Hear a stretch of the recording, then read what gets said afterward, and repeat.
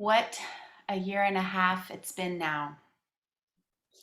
When I first recorded everybody else and put those faces to the video, we hoped that maybe we were coming to the end of this time of pandemic, of different life, of isolation. And of course, 2021 has had its share of challenges and struggles too.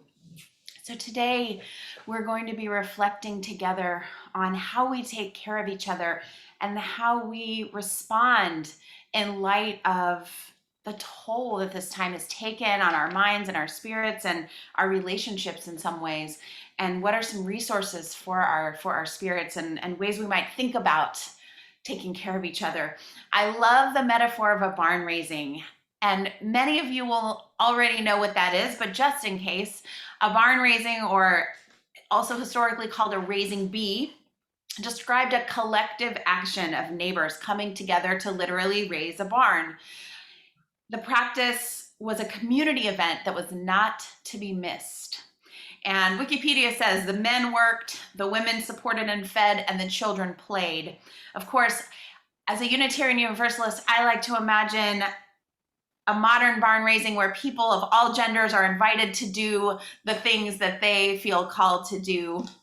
And people of all ages are welcome for their gifts in whatever role in the community. And really, we've been barn raising this whole time through the pandemic, coming together to keep the church going, to create the fellowship in new and different ways. Today, especially with what you all are doing, coming together in person and separately. The art of a traditional barn raising is mostly lost today, with the exception of Amish and Mennonite communities in particular, but there's still so much we can learn from the practice. And so today we're going to consider together what a modern barn raising might look like in this community, and who might need one, and what role we might play in those gatherings. So in Unitarian Universalism, as you mentioned at the beginning of the service, we have many sources of wisdom and spirit. And one of my favorites is lived experience. We call this a living tradition. We know that truth is still being revealed and that we can draw from our lives as sources. And so in the modern world, one of the sources of lived experience is Twitter. I'm not on Twitter that much, but every now and then someone tells a story so unforgettable there, and I love this one. It comes from someone named Sheila O'Malley, and her handle on Twitter is @SheilaKathleen with a K. So Sheila tells this story. She says the year after her dad died was so bad that she couldn't remember 90% of it. She moved into a new apartment and was unable to unpack for months. And she says, I was ashamed I couldn't unpack. How can you be unable to unpack? Now, anyone who's ever struggled with grief or depression knows exactly how you can be unable to unpack. It's hard. It's hard work to move and unpack even when things are going well. And she felt shame over this, even though so many of us experience things like this. She says, my good friend David, who I'd known since high school, knew I was struggling and he felt helpless. He said to me, you are loved. We need you. And I was like, doesn't matter, but thanks. Now, I think we've also been in those positions. We've been the person trying to say you are loved and being sort of dismissed. And we've been the person who's been told you are loved and felt dismissive about it. Well, Sheila says David took a risk. It was something that could have ended badly. She could have lashed out. She could have been really offended, she says. But here's what David did. He sent out an email to a group of local friends without Sheila's knowledge and said, Sheila is struggling. She needs our help. Let's all go over there and unpack her apartment for her. Bring food. Let's make it fun. That's some of my favorite part of David's message, right? And it's something that we need to remember as people of community. Bring food, make it fun. The work of caring for each other, the work of justice making is not drudgery. It can be joy. As the Swedish proverb said in Your Joys and Concerns, a joy shared is doubled and a burden shared is halved. So when we get together for this community making, let's remember hospitality. Some of this has fallen away in the pandemic, right? We couldn't show up for each other. When I first started telling the story about this barn raising, which we'll get to where that line comes from, baby, we need a barn raising. But when I first started telling the story, it was at a time when we couldn't really go into each other's homes. No one was going into each other's homes anymore. And that alone touched my heart, what it means to no longer be able to do something like that or to figure out how to do it differently. So Sheila says that in 4 hours, her friends turned her place into a home. Not only was everything put away, but now it had a memory attached to it. A group memory, friends, laughter, jokes, hard work. At the end of the night, she says, she looked at her friend's husband, a quiet, taciturn guy who drives a tugboat on the Hudson. Practical and a man of few words. You can picture him, right?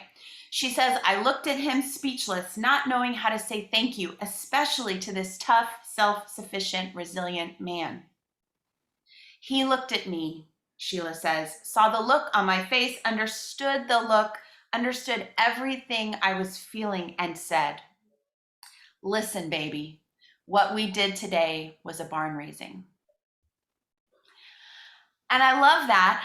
And I want to also name something. Sheila describes this friend as being self-sufficient, tough, resilient. But remember this, we are always comparing other people's outsides to what's on our insides, right? We know the struggles we're going through. He might have had moments of as much struggle as Sheila's having. We don't always know. Remember that other people might be going through even more, but that was her perception of him. But I loved that he said to her, baby, this was a barn raising. Now, in our communities, one of the things that's really important is that we talk about these things that Sheila was struggling with: depression, grief, shame. And one of the reasons we need to do that as Unitarian Universalists is that there are other faith traditions that don't allow their people to talk openly about things like suicidal ideation or depression. They see it as a complaint against God, right? You're not being grateful enough. In Unitarian Universalism, we say you are loved just the way you are. And so that means if you are struggling, if you are thinking about suicide, if you are depressed, or if you are feeling ashamed, we love you now. We're not waiting for you to change. And it's life-saving news for some folks. And I think I've probably told you this before because I feel really strongly about it. This is the saving message of Unitarian Universalism, and we must get it out there. There are people, whether it's trans people, queer youth who struggle with suicide at much higher rates than other people. There are people who have never heard from a church that they are loved just the way they are. We must not hide that message under a bushel. Here in Texas, I've been spending more time in the country, and I would pass a church with a marquee that said, if you don't like how you've been born, try being born again. And I interpret that as being unwelcoming to my trans family and friends. I'm not sure what they mean, but that's how it reads in a Texas that has been putting forth a lot of harmful legislation against trans folks.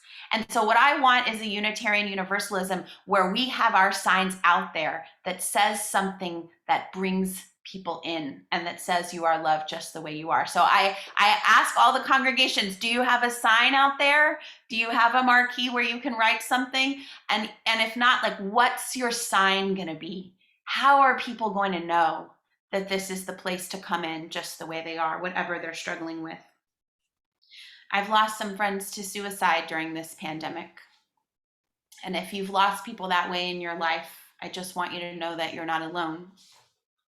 And if you struggled with that yourself, please know, and I hope that this is a place where you could talk about it, where you could be heard and held. Here's a barn raising for you. President Abraham Lincoln struggled deeply with depression. In the book Lincoln's Melancholy, it talks about it. I have it here. Normally, I like to hold up the books that I read so you can see it, but it's in my rainbow Kindle. One of my spiritual practices is having colorful items, and this is one of them.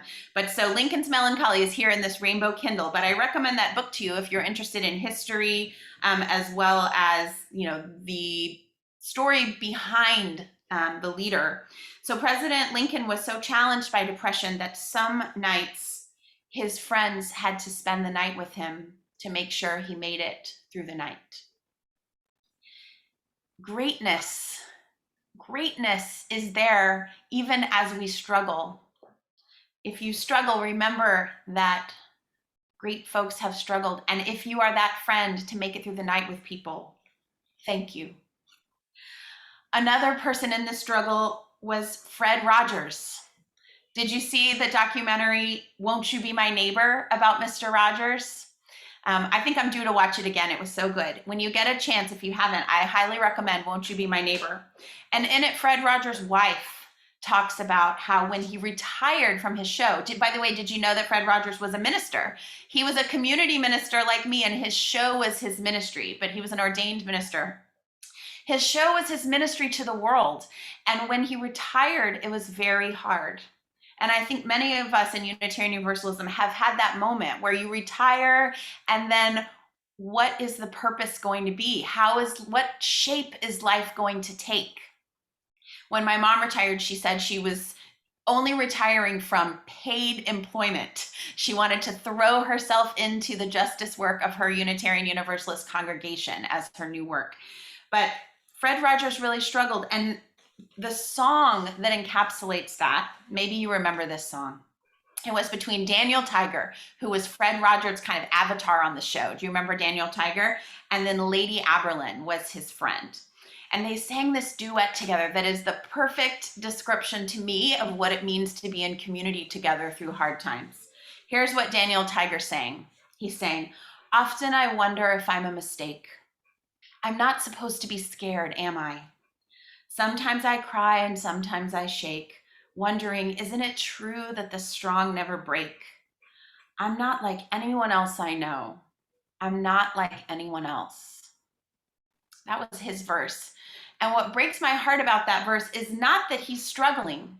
We all struggle. We all need a barn raising sometime. We all need a friend to be with us through the night. It's that he feels that he's not like anyone else I know by having those feelings. He feels alone in feeling that way, when the truth is all of us struggle sometimes. All of us have those feelings. And so bless Lady Aberlin, she responds singing this. "I think you're just fine as you are. I really must tell you, I do like the person that you're becoming. You are my friend. Quiet or shaking or dreaming or breaking, there's no one mistaking you're my friend." What's important is that she doesn't fix it.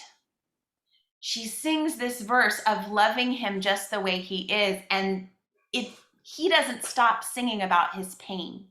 They sing their verses together, and they weave together, and they accompany each other. That is what we are doing now. We are not going to fix everything.